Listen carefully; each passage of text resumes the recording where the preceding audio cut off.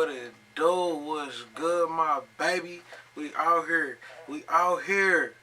Yeah.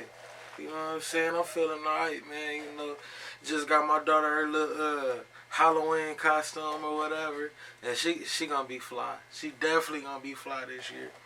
You know what I'm saying? So I'm excited about that. But in lieu of the spirit that I'm in, you know what I'm saying, on some scary shit, let's check out some scary stories, guys.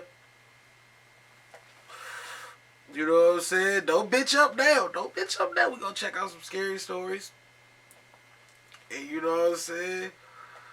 Hopefully this shit put us where we need to be, because I'm in the mood to get terrified. You feel me? I want to be scared right now. You know what I'm saying?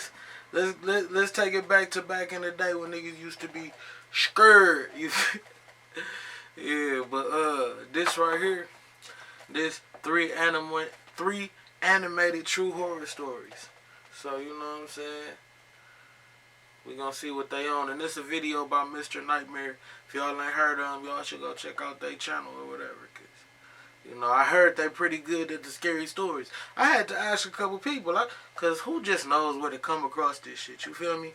So I had to ask somebody, yo, who got scary stories? Who got some scary shit I can react to that I don't have to worry about, like copyright infringement from Michael Myers movies and shit, or Exorcist movies and shit, but it was like, nigga, check out Mr. Nightmare, bro. And I was like, alright, bet I'm gonna check out Mr. Nightmare. So, yeah, we gonna check this out. This is 3 animated true horror stories. So, whatever happened is real. It's real. Hey, before we get to it, though, am I the only one that used to say, like you know, in a movie they say, based off a true story, and it was a scary movie? That shit used to scare the hell out of me. That used to scare y'all like that? Bro. Shitless, bro. While we all being scared of bullshit, right? Michael Jackson Thriller video used to scare the complete fuck out of me, bro. That shit used to come out and I was out of there. You feel me? I was out of there. For real, I ain't need to stick around to see none of that, but yeah, let's get into this, man. True horror stories. Let's go. I've been staying in my apartment in Jersey City during this coronavirus epidemic. My roommate has some... Oh, this is new. Well, kind of new, because they talk about corona and shit, so this is recent. Let's see. Let's see what they on, man. She's gone home to Ohio to stay with her family during all of this, so I've been in the apartment alone. I've been mostly just watching new movies and shows. I try not to go out too much because my city is pretty bad right now. A couple days ago, I was running extremely low on food, so I had to make a mandatory grocery run. I went to the nearby Trader Joe's wearing a mask and gloves, which, including the insane line and limited stock, turned out to be a production. On my walk home in the dark, I realized the streets were even quieter than they were the last time I went shopping, just a week before. Suddenly, out from an alleyway, some guy wearing a mask and gloves approached me. He had a baby wrapped in a hoodie and small blanket in his hands. He seemed very sincere in asking me to let him take his son to my apartment real quick so he could change his diaper and feed him his food. No, nigga. He swore to me that he was clean, and that he really needed this favor for just 5 minutes. That it... This nigga must be out of his goddamn mind. Nigga, hell no. It was an emergency. Hearing the baby's little cries, and the fact that this man even had a child with him and just seemed sincere, the soft part of me agreed. I led him to my apartment building. It was only a short walk from there. We walked up the 3 stories to my apartment, and I led him inside, asking him to close the door behind him. I cleared a spot on the living room table for him to change his child's diaper and whatever.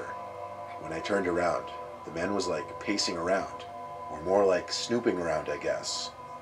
He went into my kitchen to do God knows what. I called over to him that I set up the table for him to use. He didn't answer. I started getting confused. I walked to the kitchen and saw him looking around suspiciously. And what else I saw confused me. The man was standing with what I thought was his child, held in only one hand. It took me a second to understand. It wasn't a child.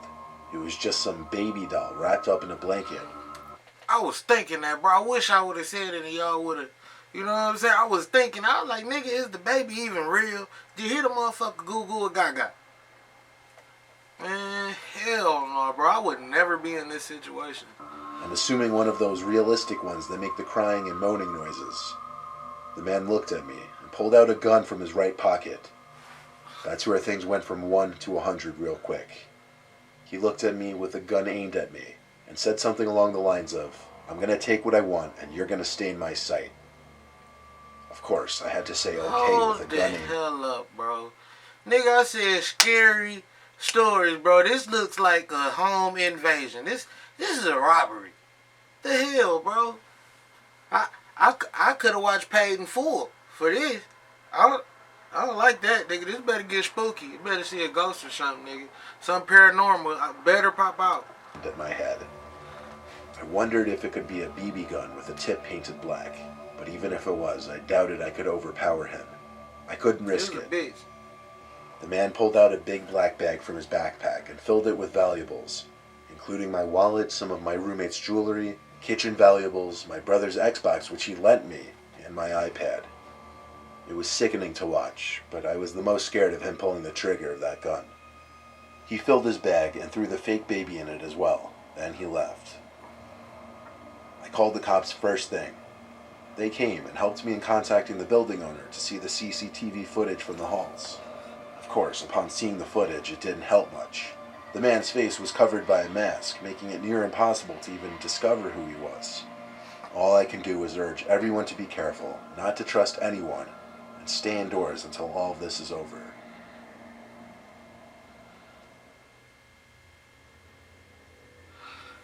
Hey, bro, come on. Hey, bro. Want to know the top 3 deadly mistakes coaches, consultants, and business owners make when starting their podcast? Hey, bro. That first story was a damn dub, bro. Nigga, what?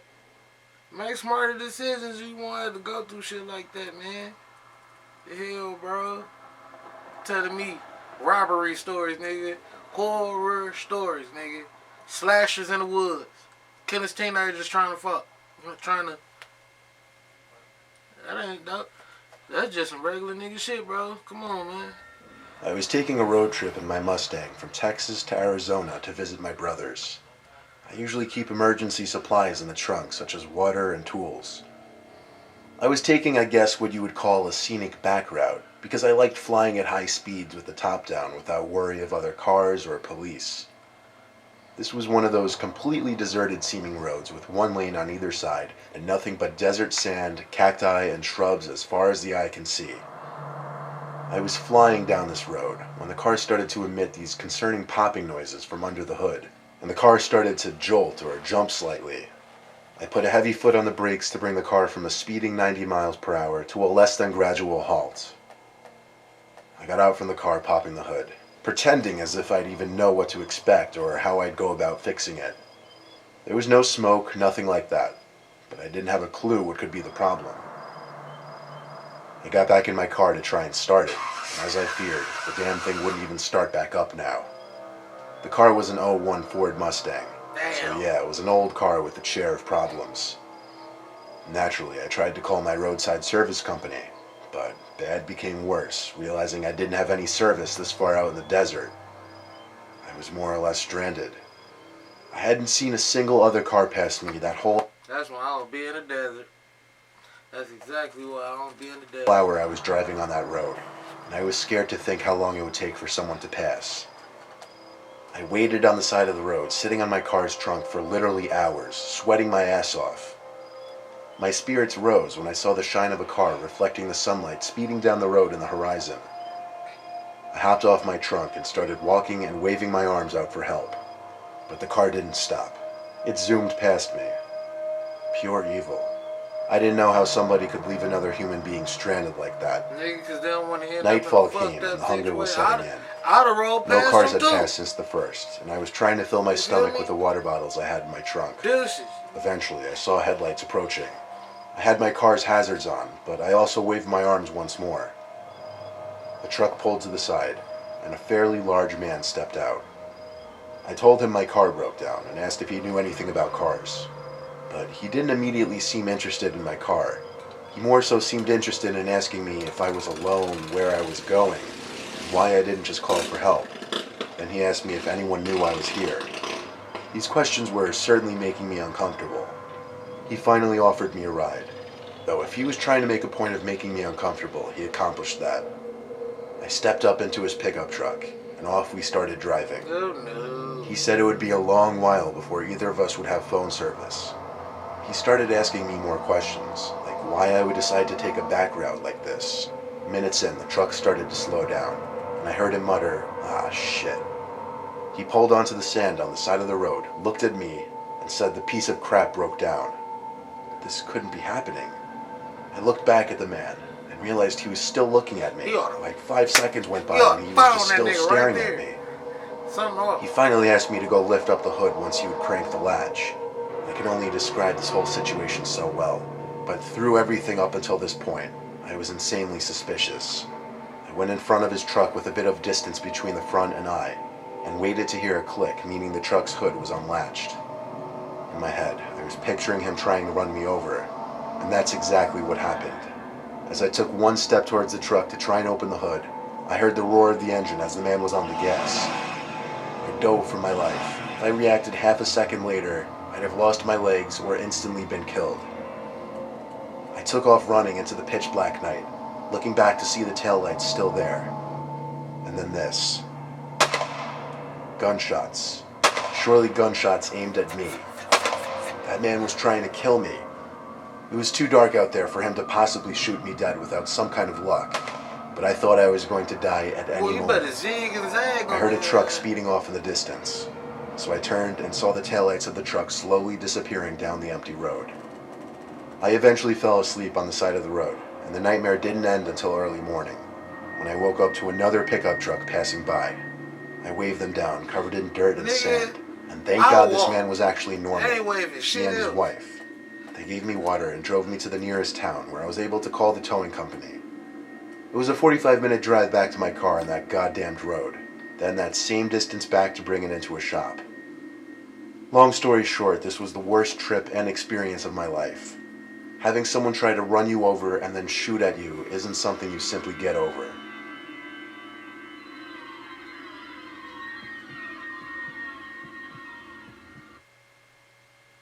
Let's take a look inside the Beard Club's Advanced Kit, a 7-item set that will help you care for your majestic mane.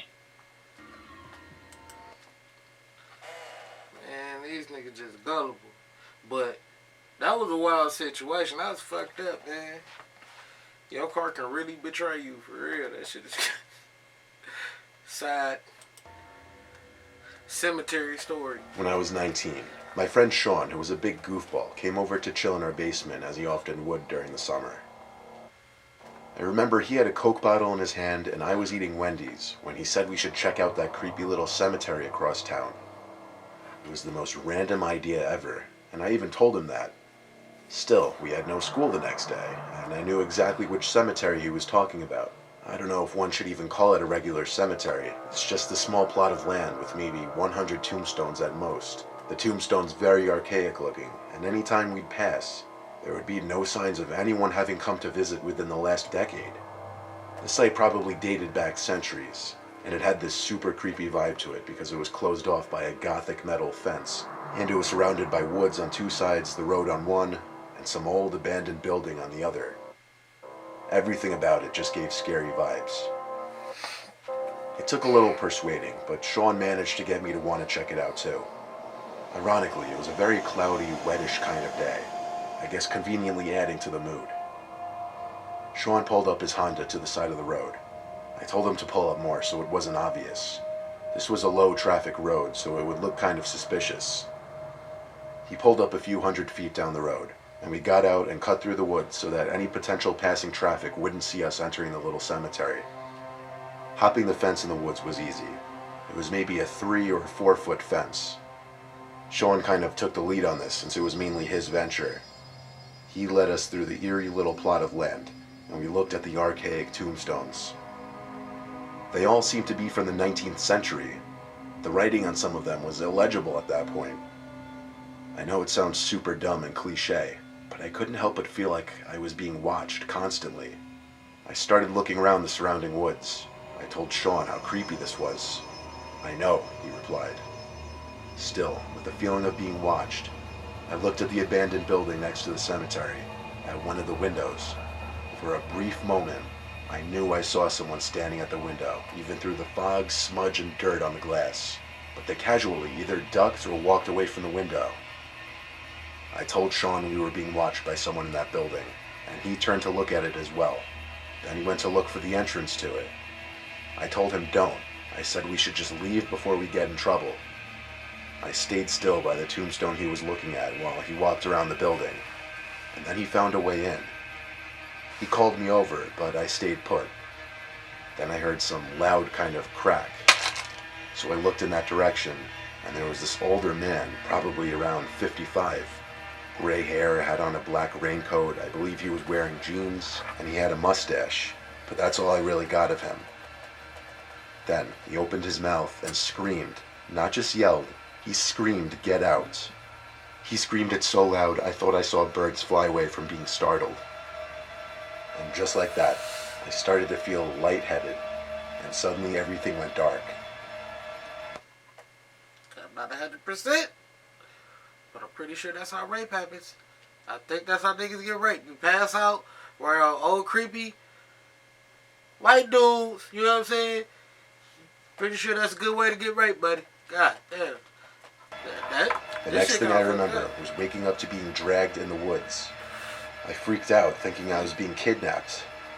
But when I turned and got up, I saw it was just Sean. Sean was freaking out about something. He told me to follow him and run back to the car, so I didn't ask questions. As we ran through the woods, I heard something close behind me, and when I turned, I realized we were being followed by someone, so I ran even faster. We got to his Honda, and he basically put it in drive before the car even had a chance to fully start. When Sean was inside that abandoned building, he found a sigil of Baphomet painted on the wood floor, which is basically the sign of Satan. Around him were a bunch of freaky dolls with buttons for eyes. He didn't get to see anything else in the building. They was about to sacrifice their ass. They was about to get sacrificed to the Dark Lord, my nigga. Because he heard the old man scream at me outside.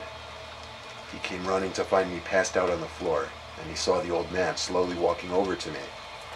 He started to drag me away from the old man and into the woods. He actually literally picked me up and threw me over the fence to get me out. I quickly came back to consciousness, and that's when we ran. I had only fainted one time in my life, and it was at that moment. I don't know why I fainted. You was It scared. happening at a graveyard with some kind of satanic ritual building right next to it makes it that much stranger.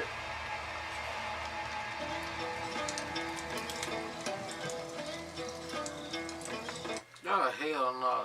Hell no. See,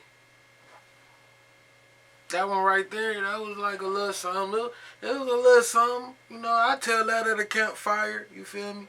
I've been to a couple campfires. We don't call them that, though. They call them kind of kickbacks. So whatever. But, yeah, that was straight, man. I'm going to probably get into a couple more of these. Hopefully we get into some real good ones. But them was cool. That last one, that was like, damn. You know what I'm saying? They almost got sent to the nether realms, my nigga. Like, that was something, you know what I'm saying? But, yeah, if y'all was digging that, let me know in the comments. Like and subscribe. And, tell me what y'all think about this new camera, man. Should I switch back? This shit look too real. Like, I feel like I can just, you know what I'm saying? Like, reach out and touch somebody. You know what I'm saying? That, it feel like that. But, yeah, man, that was cool. I'm probably about to get into some more videos or something. I got a lot of shit to upload. So, y'all just be patient. You know what I'm saying? And I'm going to keep this shit going. Till the next time, we out.